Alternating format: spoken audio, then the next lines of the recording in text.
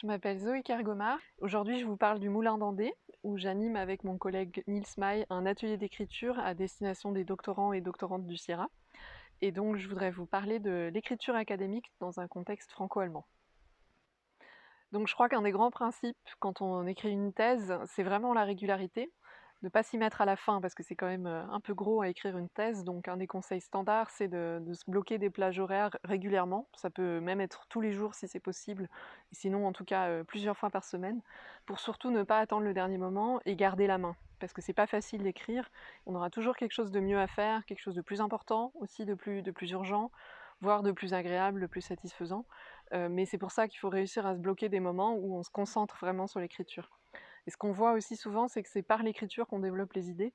Au lieu d'attendre que les idées arrivent par l'opération du Saint-Esprit, c'est justement en écrivant qu'elles peuvent venir et qu'on va structurer sa pensée et qu'on arrivera à la fin à faire un texte par plusieurs étapes qui sera vraiment satisfaisant pour tout le monde. Alors justement, l'idée de l'atelier d'écriture, c'est de se bloquer une semaine, ou ça peut aussi être moins, dédiée à l'écriture dans un autre cadre. Ça fait aussi beaucoup de bien.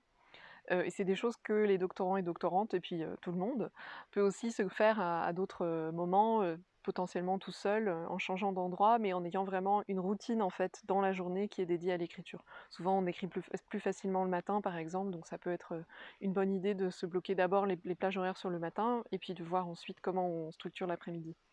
Dans un atelier d'écriture collaboratif, ce qui est justement aussi intéressant, c'est qu'on n'est pas tout seul, donc on a aussi un peu la force du groupe pour se laisser porter quand on écrit. Et puis on peut vraiment échanger sur ses expériences d'écriture, notamment dans un contexte un peu plus large que ce dont on a l'habitude. Donc là au Sierra, on a un groupe qui est interdisciplinaire, ce qui permet des échanges très riches, et en plus un groupe qui est franco-allemand. Avec ce genre de format, j'ai aussi l'espoir qu'on peut construire une culture de l'écriture académique qui soit moins centrée sur la quantité de publications et la compétition individuelle, mais plus sur la réflexivité et la qualité des publications, et puis quand même aussi le bien-être des chercheurs et des chercheuses dans un contexte qui n'est pas toujours facile pour elles et eux. Les échanges qu'on a dans un contexte comme ça, donc interdisciplinaire et franco-allemand, ce qui est vraiment passionnant, c'est qu'on voit la diversité des approches et des attentes selon les contextes, et on n'arrive pas forcément à des conclusions très claires sur ça ce serait la manière d'écrire allemande et ça ce serait la manière d'écrire française, mais on arrive en fait tous ensemble à avoir un peu des pistes pour décrypter le fonctionnement de tel ou tel contexte. Et quand je dis contexte, ça peut être le contexte de l'écriture de la thèse avec un jury, ou ça va être le contexte de telle ou telle revue, où parfois là les attentes sont plus formalisées. Si ça me semble important, c'est que déjà pour les doctorantes et doctorants, c'est toute une école, en fait, pour un apprentissage pour apprendre à décrypter ces règles, ces attentes qui sont souvent pas explicites. Mais c'est aussi d'ailleurs une responsabilité de nous tous et toutes, en fait, de les rendre apparentes pour éviter qu'on se retrouve dans une situation où il y a des règles qui ne sont comprises que de quelques-uns. Il me semble que c'est pas une manière de construire un environnement de recherche qui soit justement inclusif, et qu'à la fin, ça peut aussi nuire à la qualité de la recherche, parce que ça empêche d'avoir une expression en fait qui soit libérée aussi d'un certain nombre de carcans et de non-dits.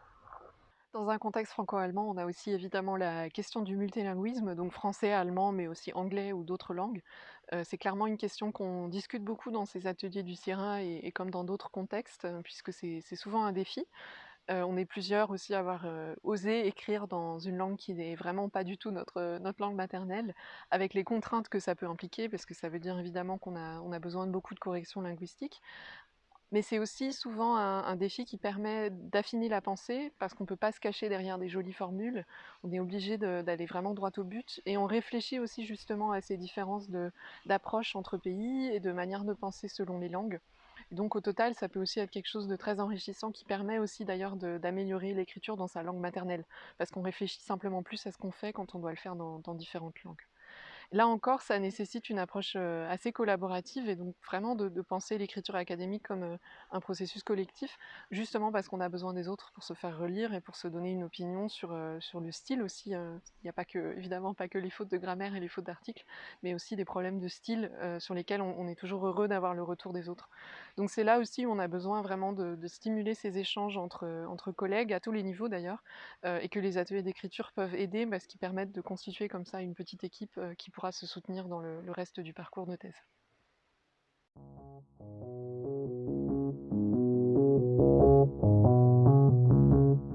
Close to